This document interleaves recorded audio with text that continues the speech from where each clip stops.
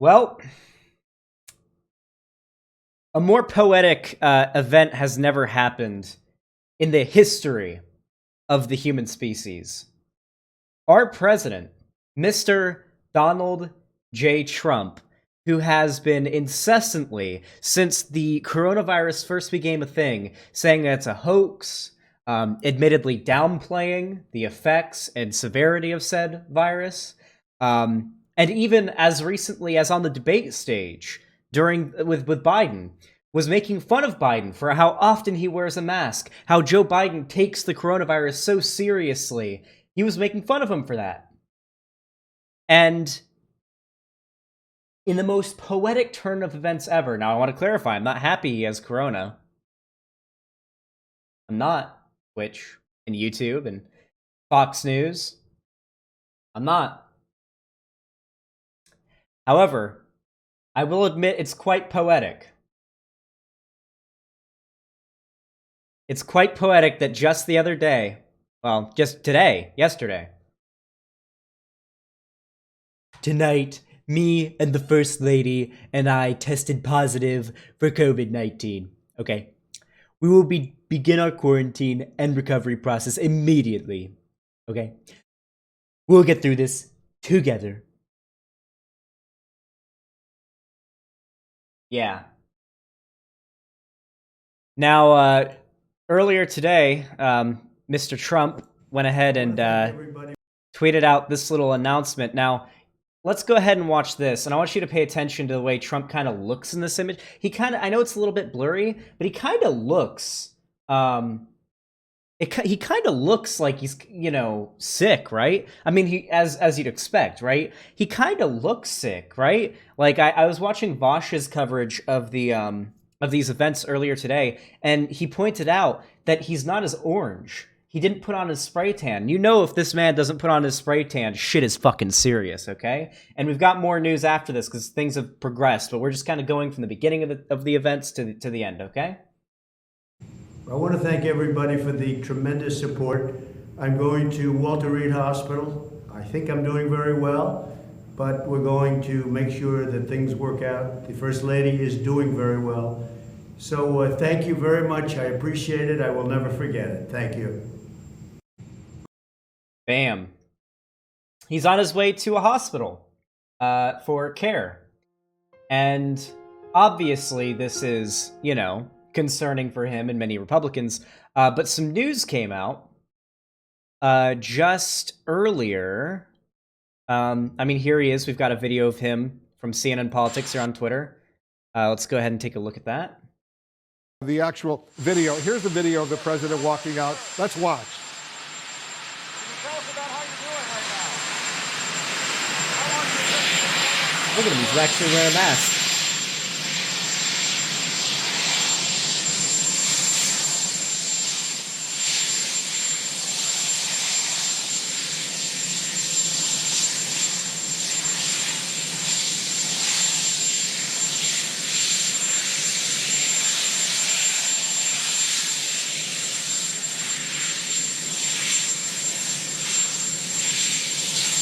Yeah. So he is taking the Marine One helicopter, one of the many forms of transport designated for the president, to the hospital. And on top of that, some news came out just a couple hours ago. It was a talk with somebody who had been in contact with Trump's team at the White House, talking about his current condition. Now, I'm scrolling through Twitter. I'm not able to find it. If anyone has a link, I would really much appreciate it if you could post it in chat so I can show you all. But apparently, reports are saying that things have gotten more serious. Trump is supposedly having a very hard time breathing. He is having a hard time speaking. He's having respiratory issues, and he is having a quote, experimental procedure done on him, an experimental treatment, I should say. So, yeah, he is currently undergoing an experimental treatment. Now, I want to get to the meat and potatoes of all of this, like the real important part of this story. Oh, someone found a tweet of it? Let's take a look. Here we go. Trump advisors said there is reason for concern about Trump's health tonight. This is serious, the source said. The source went on to describe Trump as very tired, very fatigued, and having some trouble breathing. White House officials continue to say Trump will be fine. Though I wouldn't take the White House officials at their word on their best day. What does this mean? Well, actually, let's say I'm going to acknowledge the elephant in the room. What if Trump dies? Is that likely? Well, COVID admittedly does have a fairly low mortality rate. It's higher than you would like for a fucking pandemic level virus, but it is a relatively low mortality rate. The problem is, even beyond just getting the virus and dying from it, it leaves behind many very problematic health conditions, even after you've gotten over it, if you get over it. Very bad heart conditions, it damages your blood vessels. There's a variety of long remaining... You made salad and ravioli, Xanderall? Do you want some? Just a little bit of salad and ravioli. In a minute, though, after the segment, Lonnie. Thank you, though. It leaves behind several permanent health conditions, including a permanent restriction of your respiratory system. It's a lot harder for you to breathe, catch your breath, can't really exert yourself so much, damage to your blood vessels, damage to your heart. So no matter what, Trump is going to remain with those symptoms, and they're going to affect him for the rest of his life, depending on how long that is. Now, will he die? Well, he does tick a lot of the boxes for certain comorbidities that make it a higher likelihood for you being severely affected by COVID. He's old, 74 years old, I believe. He's 73 or 74. He's in his mid-70s. On top of that, he's not exactly healthy. He's a bit of a chonker, one might say. He also does not exercise much. He ticks quite a few of the boxes. Now, as far as we're aware, he doesn't have any pre-existing conditions that could possibly affect him. And there's some other things as well, but I'm going to be honest, I don't think he's going to die from it. Now, save this clip. I may be wrong. You can show me this clip if he ends up dying and be like, Xander Hall was wrong. But if I'm being honest, statistically speaking, he's probably not going to die for it. Or die from it. He may get really, really sick, and he might recover. We got to talk about what happens in the more likely event that he gets really sick and he recovers, or he just kind of gets a little sick and recovers. Well, he will use that as ammo against the entire medical consensus and medical professionals, and the left in general.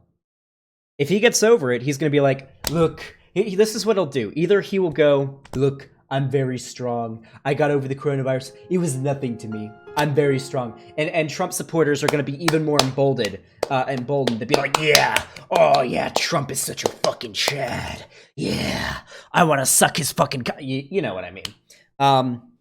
And on the off chance that he ends up just getting the sniffles and a cough, basically no worse than flu symptoms from this, he will come out of it saying, look, it was a little cough. I'm fine. It's okay. No worse than the flu. It's not that big a deal. See, the radical left, Joe Biden, Nancy Pelosi, they're crazy. Radical leftists. It's really not that bad. I had it myself. It's really not that bad. They're overblowing it. And he will use this as ammo to perpetuate the talking point that coronavirus is an overplayed hoax.